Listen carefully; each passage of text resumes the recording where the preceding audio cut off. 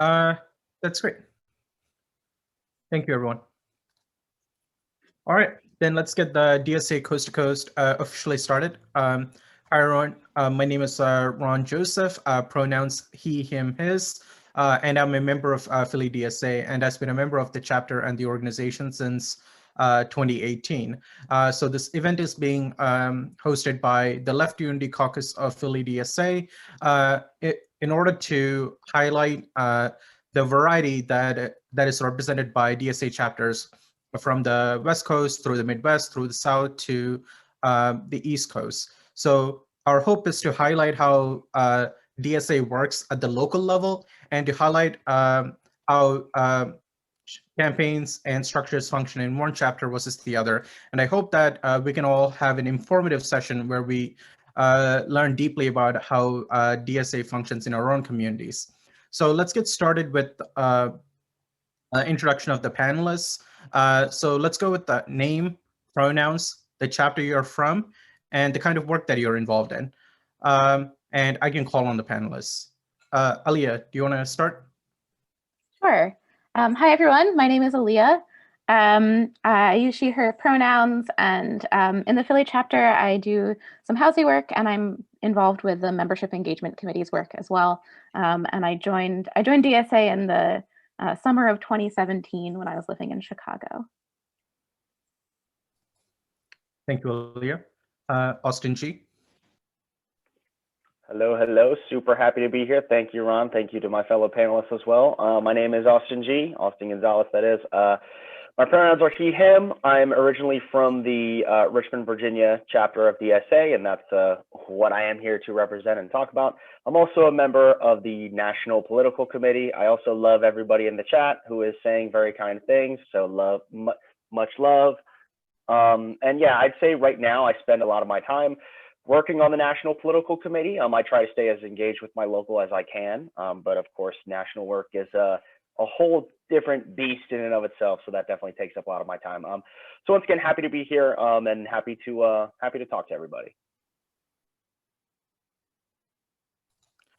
Thank you, Austin. Jason. Hey everybody, my name is Jason R. I'm from Central Connecticut DSA, where I'm on the at-large steering committee. I'm from Stratford, Bridgeport area.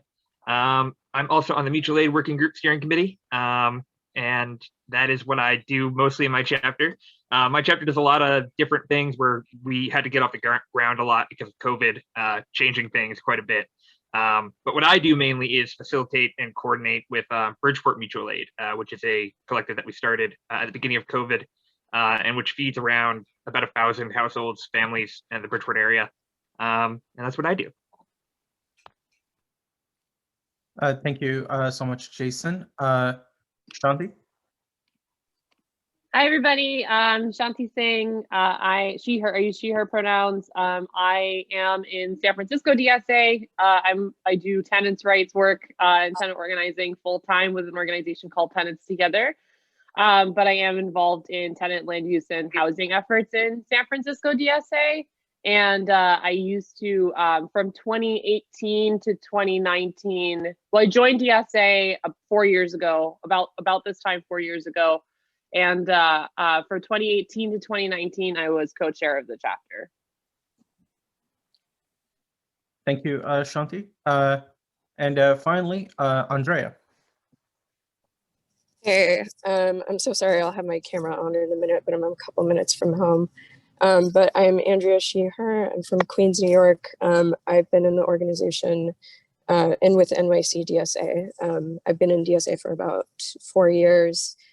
From like 2018 to 19, I was on the steering committee of our chapter and worked on various campaigns, both electoral and things like kicking Amazon out of Queens and our housing campaign for universal rent control.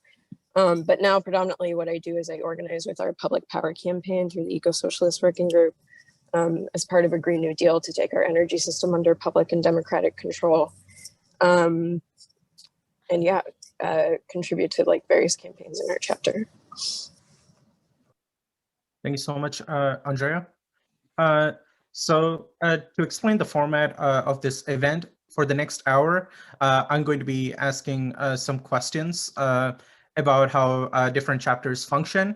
And I'll popcorn it to a panel member who can then respond for roughly 3 to 4 minutes, and then they can popcorn it to someone else, or we can have a more free-flowing conversation. And after that hour of structured questions, we're going to leave the last 25 minutes for audience questions.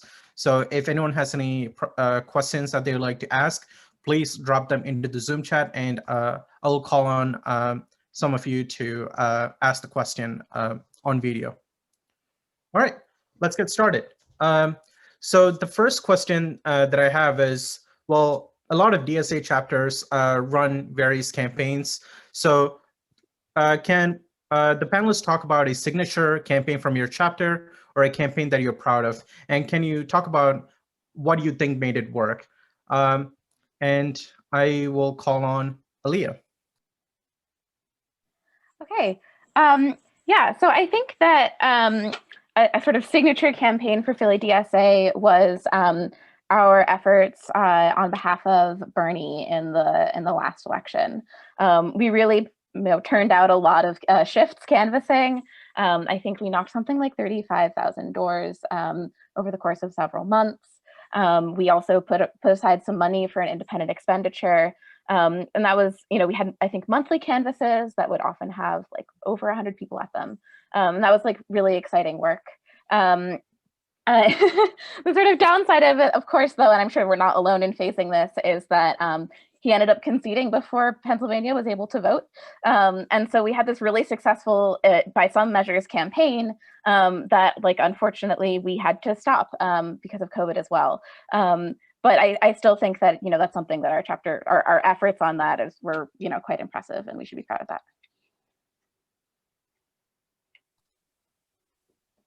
Thank you, Aaliyah. Shanti, would you like to go next? Sure. Sorry, I have my cat with me. He wants to participate. No, he doesn't. Never mind. That's so hard. Well, also just wanted to say thank you for everyone who did Bernie stuff, because I forgot to mention I was the California Deputy Data Director on the Bernie campaign. That's what I was doing last year, and yeah, I'm bummed. I was bummed about that too. Let's see. I mean, it's really, my mind is in a toss up because there's, but I really do love our campaign for Proposition F, which was like, I'll mention the electoral one really quickly and non-electoral one if I can cheat. Our campaign for Proposition F, which was universal right to counsel, eviction counsel for tenants in San Francisco. So we're the first city to have universal right to counsel. I think New York has it, but it's slightly means tested. Anyway, I mean, it was a really great, like, it kind of put our chapter on the map, and not just like externally, but also internally, because it was kind of the first time where we all had to really like come together and push for something in a short period of time, like gathering all the signatures, knocking on doors, etc. Collaborating with other like organizations and coalition who are like, it was a pretty big ballot because it was a mayoral election for SF that was on the ballot for. And like actually running a campaign out of DSA, like we literally ran it out of our office, and the staff were all DSA folks. It was written by a DSA person, my former boss, who's now on the board of supervisors, Dean Preston. And it was really like, it was a really clarifying kind of, it was a moment of unity, right? And it was kind of a moment, I think it was the first moment where our chapter kind of realized, oh, we're like a going concern, we're a real thing. We can actually do something. I forget how many doors we knocked on, or how much lit we dropped, but it was a citywide ballot measure. So, and SF has like about 800,000 people. So like we were all over the place. But we really like ran that and like owned it.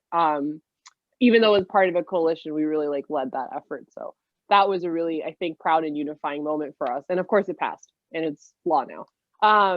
And then the other thing I was just going to mention too is that is the Anchor Union Drive, which was spearheaded by our labor committee. I'm not on the labor committee, but they, it took like a lot of like probably a year of methodical, quiet, covert planning on their part before they were ready to go live with it. But the thing is, they had built it up, whatever they could be public about, which wasn't much at first, but they really built up, excitement and momentum for it in the chapter and trust by basically saying, okay, we're going to continue to give you updates every meeting. Here's what we're working on. Here's what we can tell you. Here's what we can't tell you, right? Like where it is exactly. But, they kind of built up that momentum for that organizing drive as soon as, and worked as transparent as they could be while also having to maintain the secrecy that goes with that. And so by the time that they actually launched, people were really, really excited. People were really stoked to get moving. And we also did that, sort of, there was an easy entry point because during the campaign launch event was getting bars. That's the fun part. We got to go to bars across the city and get them to put up, we stand with anchor steam posters. And you do not need to give anybody in this chapter an excuse to go into a bar, myself included, let alone a bunch of them. So that really got the momentum going. And then after that, it was a successful unionization drive. And now it's one of the only one of the only unionized breweries, I think, in the country. There's a few more, but I forget what they are. So yeah, sorry, I cheated. I said two. I wanted to say a non-electoral one too. No worries, and thanks for mentioning that. We need to learn about all sorts of campaigns. Thank you so much for that. So to sort of shift gears and move to the other side of the country, Austin G, can you tell us a little bit about Richmond? Sure, I would love to. So when I think about a signature campaign, right? We're talking about signature campaigns from our chapters. I think to a couple of years ago, because in Richmond we began a process a few years back that has kind of culminated in some of the tenant organizing work that a few of our members have been able to engage in within the city of Richmond and coalitionally with other partners within the state of Virginia, since Virginia has awful tenant laws. Generally, it's just awful.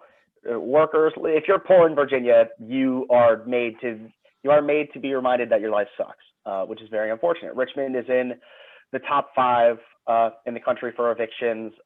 Norfolk and some other cities down in the southeast area are also in the top 10 in the country for evictions because of how bad laws are.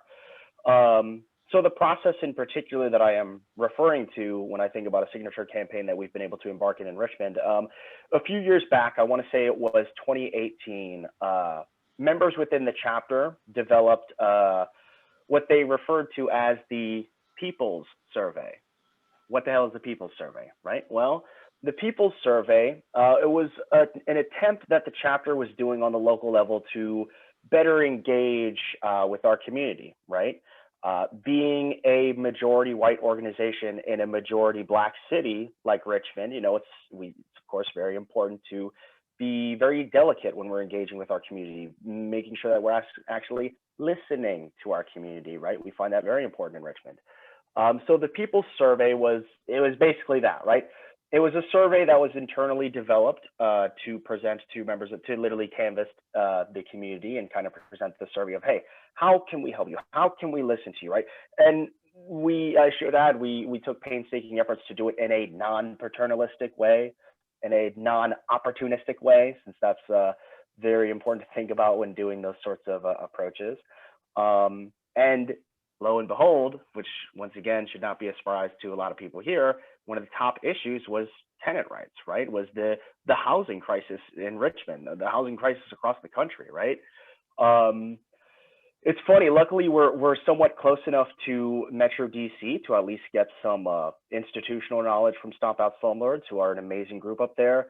But even the most seasoned Stomp Out Slumlord organizers will tell you, tenant law in Virginia is awful. It's almost impenetrable, right? It's very difficult. People don't really have a recourse to fight back.